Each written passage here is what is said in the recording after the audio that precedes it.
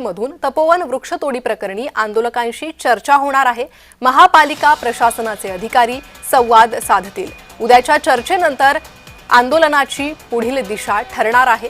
तपोवनातील वृक्षतोडीच्या विरोधात आंदोलन पुकारलेलं आहे। स्थानिक पर्यावरण प्रेमी आक्रमक झालेले आहे आणि याच संदर्भात महापालिका प्रशासन अधिकारी या आंदोलकांशी संवाद साधणार आहे। याआधीही महापालिकेकडून आंदोलकांशी चर्चा करण्याचा प्रयत्न करण्यात आला होता, मात्र त्यानंतर महापालिकेत या पर्यावरण प्रेमींचा रोष पाहायला मिळाला होता। अधिक माहिती घेणार आहोत आमचे प्रतिनिधी किरण गोटूर यांच्याकडून।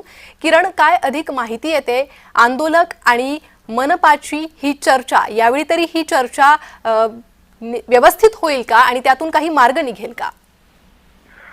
प्रणिता, मागच्या काही दिवसांपासून आपल्याला माहिती आहे की तपोवनमधील झाडं तोडू नका या सगळ्या मुद्द्यावरती आंदोलन सुरू आहे। नाशिकमधले काही सामाजिक संघटना आंदोलन करतायत। फक्त नाशिकच नव्हे तर आता या आंदोलनाला बाहेरून वेगवेगळ्या जिल्ह्यातून देखील पाठिंबा मिळतोय। त्यामुळे हा आंदोलन आता खूप मोठ्या प्रमाणात वाढलेला आहे। आधी 2 दिवसाआधीच कुंभमेळा मंत्री गिरीश महाजन हे जेव्हा नाशिकमध्ये आले होते त्यावेळेस या संपूर्ण भागात होणारे एक्झिबिशन सेंटरचा जो प्रकल्प आहे त्या प्रकल्पालाही स्थगिती देण्यात आलेली आहे।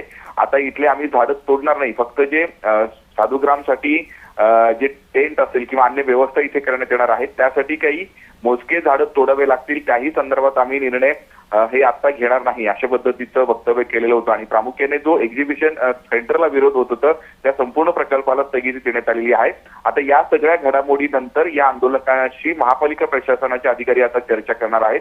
जे आंदोलक आहेत, जे या सगळ्या आंदोलनामधले मुख्य आंदोलक आहेत, या सगळ्या आंदोलकांना निमंत्रणासाठी आता प्रशासनाच्या वतीने एकूण चर्चेसाठी निमंत्रण देण्यात आलेलं आहे। उद्या हे संपूर्णपणे चर्चा होईल आणि चर्चांची काय हे तोडगा निघणार आहे हे पाहणं महत्वाचं ठरणार आहे। पण मागच्या काही दिवसांपासून जे आंदोलन इथे सुरू आहे त्या सगळ्या आंदोलनाच्या पार्श्वभूमीवरती महापालिका प्रशासनाकडून चर्चेसाठी निमंत्रण देण्यात आलेलं आहे। त्यामुळे उद्या महापालिकेचे अधिकारी आणि आंदोलक या दोघांमध्ये ही चर्चा होईल आणि त्यानंतर या सगळ्या मुद्द्यावरती काय तोडगा निघतो किंवा काय एकूणच निर्णय होतो हे पाहणं महत्वाचं असणार आहे। अगदी किरण, या निर्णयाकडे आता आपलं लक्ष लागलेलं आहे।